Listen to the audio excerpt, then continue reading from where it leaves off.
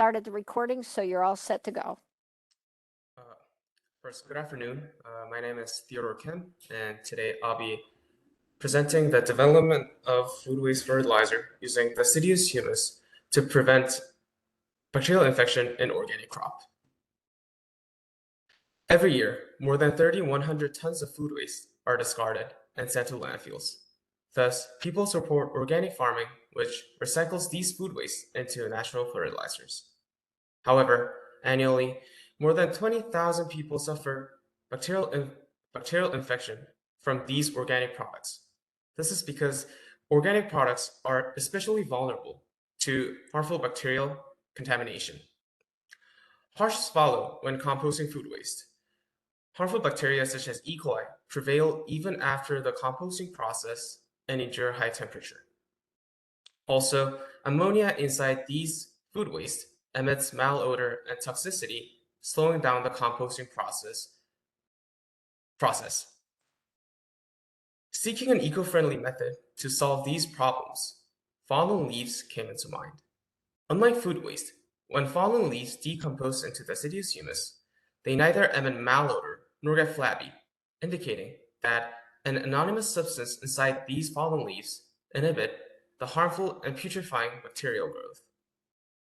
As shown in the slide, during fallen leaves humification, lots of different substances are involved, from bacteria and fungi to earthworms. And these might be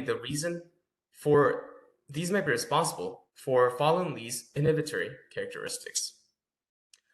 Also, in deciduous humus, numerous microbes and humic substances are involved. And humic substances have a characteristic of increasing its inner bacteria and preventing external bacteria such as E. coli from proliferating. Therefore, this study sought an eco-friendly method to efficiently compost food waste without harmful bacterial contamination through the usage of deciduous humus. Experiments were conducted to answer these three objectives on the right. Would deciduous humus have effect on E. coli growth? Would deciduous humus hasten the composting process?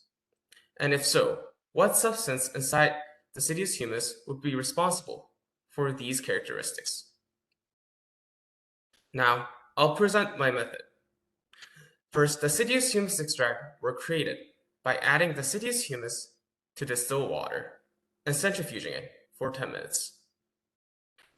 Heated deciduous humus was also prepared to eliminate its bacteria for future experiments.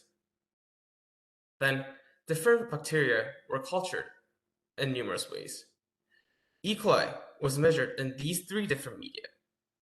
E. coli selection media were prepared to solely observe E. coli, and ampicillin-containing Na and Mb media alongside with ampicillin-resistant E. coli was created for more accurate experiments.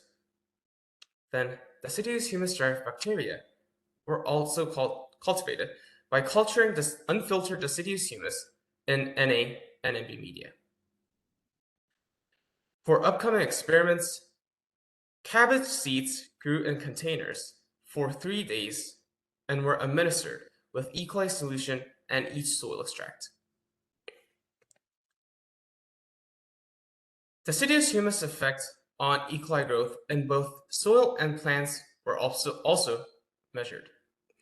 0.1 gram of soil and 10 leaves of each sample were collected and added to Mb media, and their absorbance was measured at 630 nanometers. Then 1 milliliter of each media was administered to E. coli selection media for more accurate observation. Deciduous humus extract's effect on composting process of actual organic products were also observed. Deciduous humus extract was administered to organic radish sprouts and pumpkin stems and were refrigerated or kept in room temperatures for weeks. Finally, to indicate which substance inside deciduous humus hastened the composting process, 12 plant samples administered with these 6 solutions on the table were created and were added with 1 milliliter of 1% urea. Then, after 3 days, their soil underwent soil content test. Now, I'll explain my results. Deciduous humus and E. coli's effect on plants' growth was measured. And as shown in figure 6, the chlorophyll A and B contents didn't decrease compared to the control sample, indicating that E. coli, soil extract, and deciduous humus extract did not have significant effect on plants' growth. However, unlike plants' growth,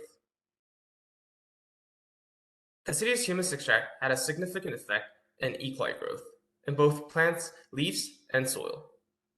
As shown in figure 7, while the control sample and the sample administered with common soil extract show significantly high bacterial absorbance, samples administered with deciduous humus extract showed notably low bacterial absorbance. This was also the same for the soil itself. Also, as shown in the E. coli selection media in figure 7, in deciduous humus extract administered samples, no purple dots appeared, indicating no E. coli prevalence. For the experiment that aimed to indicate which substance inside deciduous humus inhibit E. coli growth, first, it was experimented that whether the substance would have heat resistance. As shown in figure 8, samples administered with the heated deciduous humus extract show significantly low bacterial absorbance, as similar as the normal deciduous humus extract administered samples, indicating that the substance would have heat resistance. Also, as shown in figure 9, number 3 and 4, and 11 and 12, when deciduous humus-derived bacteria were added with its counterparts, E. coli was successfully inhibited. However, as shown in number 9 and 10, when deciduous humus-derived bacteria were solely added, E. coli continued to grow. This indicates that bacteria would not be the anonymous substance that inhibit the harmful bacterial growth in deciduous humus. Moreover, as shown in the data in the table in figure 10, it is shown that all samples except the control and the samples solely administered with deciduous humus-derived bacteria successfully decompose ammonia into nitrogen components and phosphate, which are essential in the decomposition of food waste. However, as shown in the red box, when deciduous humus-derived bacteria were added with its counterparts, for example, the soil extract, ammonia successfully decomposed, indicating that although deciduous humus-derived bacteria does not have direct effect on the decomposition of ammonia, it does play a role indirectly in the process. Finally, deciduous humus extract's effect on the composting of actual organic products were measured. And as shown in figure 11 and 12, organic radish sprouts and pumpkin stems administered with deciduous humus extract did not rot or emit malodor, and even composted like fallen leaves, maintaining its own shape. In conclusion, deciduous humus successfully inhibited E. coli growth in both the soil and plants grown in it, and successfully hastened the composting of actual organic products. In addition, since deciduous humus-derived bacteria solely couldn't perform these functionalities, it is most highly possible that humic substances inside deciduous humus would be responsible for these characteristics. Based on the experiment, it would be possible by applying deciduous humus to organic agriculture to create a more safe and more efficient food waste compost and decrease the amount of food waste discarded in landfills. However, further research is still needed. 2 Numerous, minutes. numerous experiments should be conducted to indicate which specific substance inside deciduous humus inhibit the harmful bacterial growth and hasten the composting process. Also, this experiment should be applied in actual food waste to test its effectiveness. Thank you for listening.